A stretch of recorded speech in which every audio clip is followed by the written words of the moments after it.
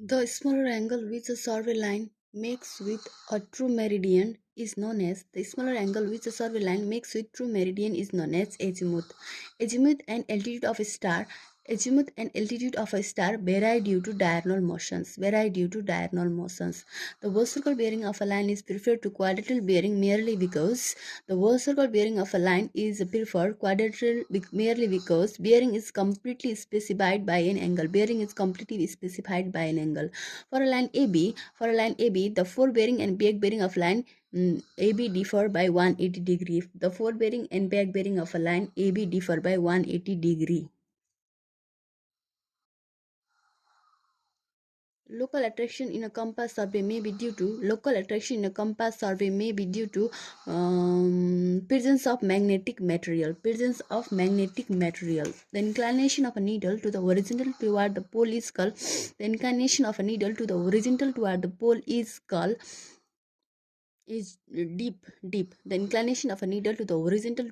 is called deep. The dip of the needle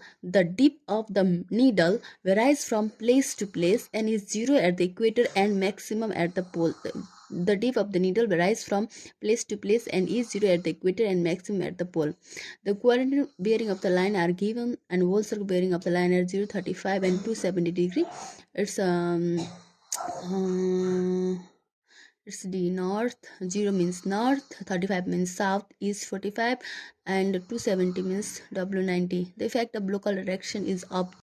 The effect of local attraction is observed in compass survey. The angle which the true meridians makes with a magnetic meridian is called magnetic declinations or declinations. Magnetic declinations varies from place to place. The magnetic north is indicated by magnetic compass. If the magnetic bearing of a line is 65 and true bearing is 45, then the magnetic declination is, we know the formula, declination is equals to true bearing minus magnetic. Then we will get the answer subtracting both 20 minus 20 degree. It means 20 degree west. A negative declination shows the magnetic meridian to western side of the true meridian. If the magnetic bearing of a sun at noon at a place in southern hemisphere is 150 degree, the magnetic declination at a place is, it will move 30 degree east side. Isogonic lines are line passing through the points having same declination at a given points. In survey work, declination varies from time to time and place to place. The most important variation is secular variations. Secular variation is important factor because the magnitude of variation is of high order and the needle after coming to stand may move in opposite directions. Diurnal variation depends upon locality, time and seasons, all of the above. The true bearing of a line can be calculated as true bearing is equals to magnetic bearing plus magnetic declinations. The magnetic declination at a place is 7 degree 20 west. The bearing given by a compass, this we have to add this, and the answer we'll get is south is 53 degree.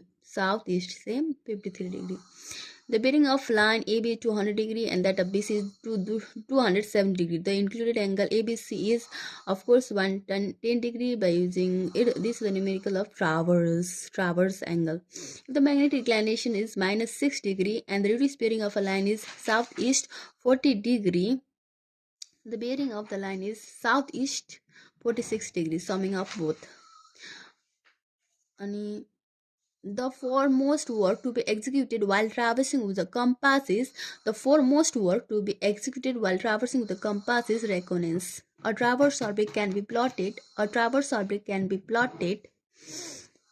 by rectangular coordinate or plotting by tangent, by paper protractor or by included angle, by parallel meridian method or plotting by chord. All of the above.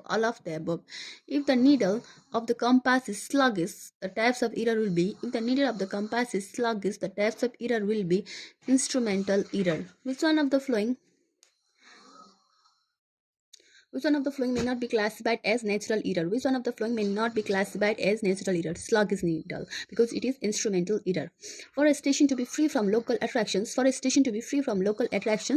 the forebearing and backbearing of lines should differ exactly by 180 degree. The magnetic bearing of line is 60 degree and true bearing of the line is same line is 70 degree. Declination. Declination equals to true minus magnetic. 70 minus 60, 10 degree east. If the station A and B are equally affected and in different directions, then the difference between forebearing and backbearing of lines should be 180, 200, 220, any of the above. The service station set up during traversing with compass should be such that the line joining them are near the object to be located. The maximum permissible difference allowed while taking down the forebearing and backbearing of a line is 15 feet. The maximum permissible difference allowed while taking down the forebearing and backbearing of a line is 15 feet. Which one of the following may not be classified as a portional error? Plane of sight not being vertical is not a portional error. If the needle is truly magnetic and is not sluggish, when it stops, it will be exactly on the magnetic meridian. If the sides are verticals, the eye bane, object bane, and string will be parallel and in same line. If the sides are vertical, the eye bane, object bane, and string will be parallel and in the same line. The needle is adjusted for sensitivity, balancing, straightening, vertical, and all of the above. A diagonal eyepiece is provided with a reflecting prisms and mirror fitted at 45 degree with the axis of telescope, both of the above. The angular error of closures or summation error should not exist. 15 root n. A level line is a line parallel to the mean spherical surface of the earth, line normal to the plumb line at all points both A and B. The surface of zero elevations around the earth which is slightly irregular and curved is known as unit surface. The line normal to the plumb line is known as level line. An example of level surface is surface of a still lake. The place where reading is taken is known as stations. With the help of labeling, we measures reduce level or elevations or all the angle, but the option is not here, none of the above. Crosshair in solving telescope are fitted in front of the eyepiece. Any arbitrary assumed level line from which vertical distance are measured is known as datum line. The difference between level line and horizontal line is that level line is normal to the plumb line, while horizontal line is not necessary. Level line is curved, while horizontal line is straight line, both A and B. A benchmark is a point of known elevations.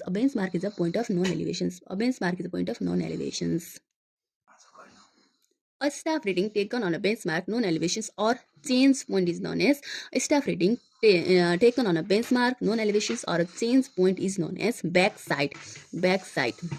Leveling the station where backside and foresight is taken is known as change point.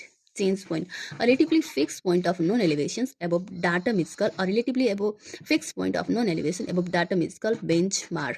An operation for determining the relative elevation of different point on the surface of the earth is known as differential leveling.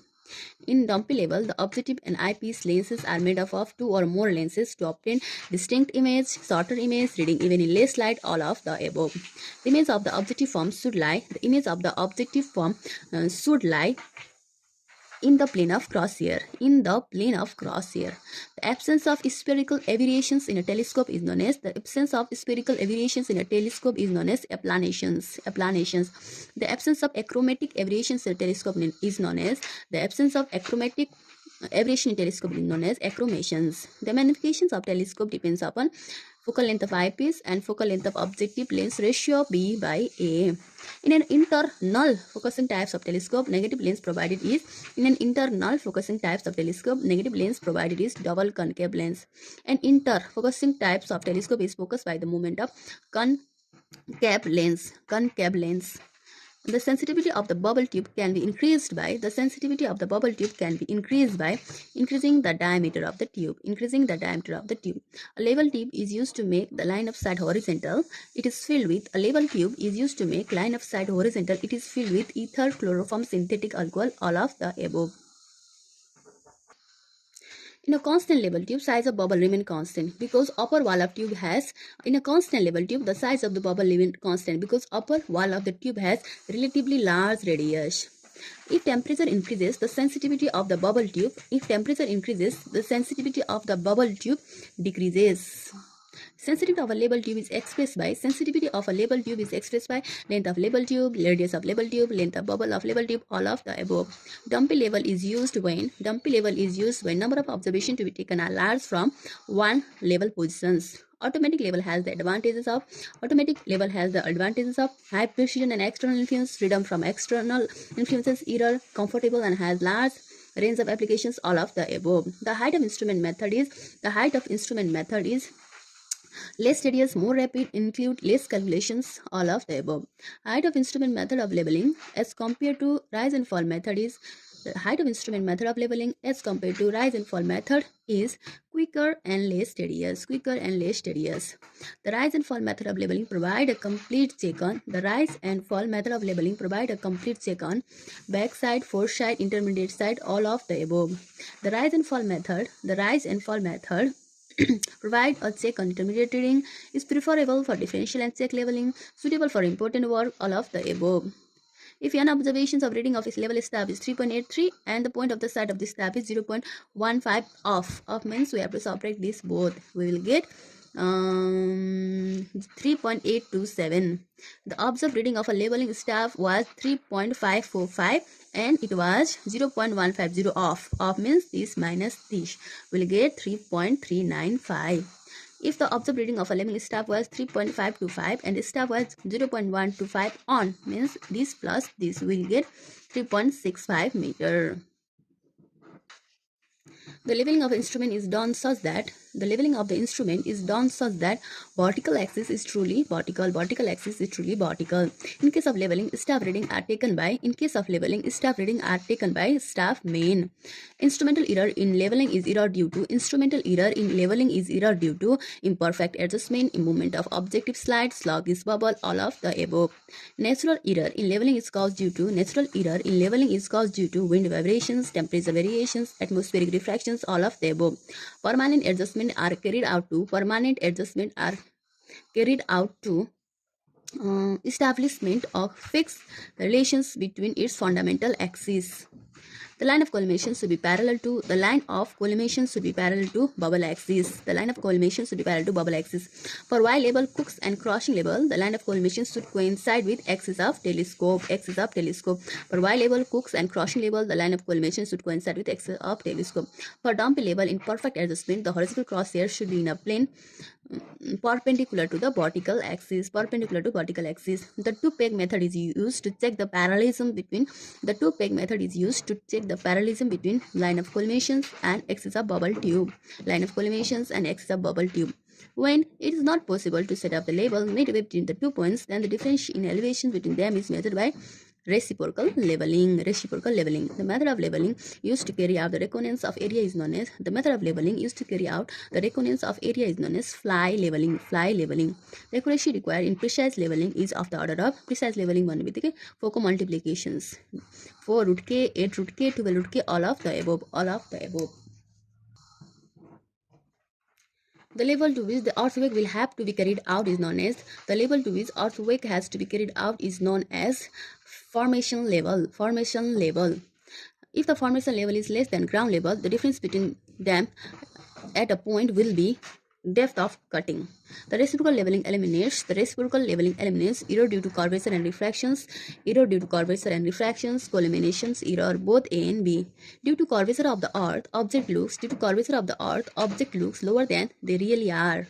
The correction for refraction is given by 0.0112 d square meter. If the distance between point A and B is 1 kilometer, the combined correction for curvature and refraction will be 0.0673 meter. 0.0673 meter. The sensitivity of the bubble tube expressed in terms of angular value of one division of the bubble is given by S by D radian. S by D radian. Personal error in leveling occur due to careless leveling of the instrument, bubble knot centers, stop knot head vertical, all of the above.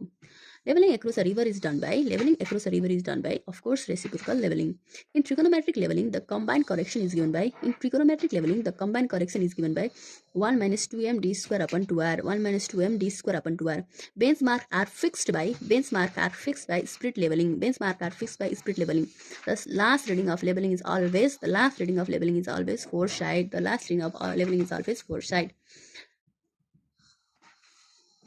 Tilting levels are used for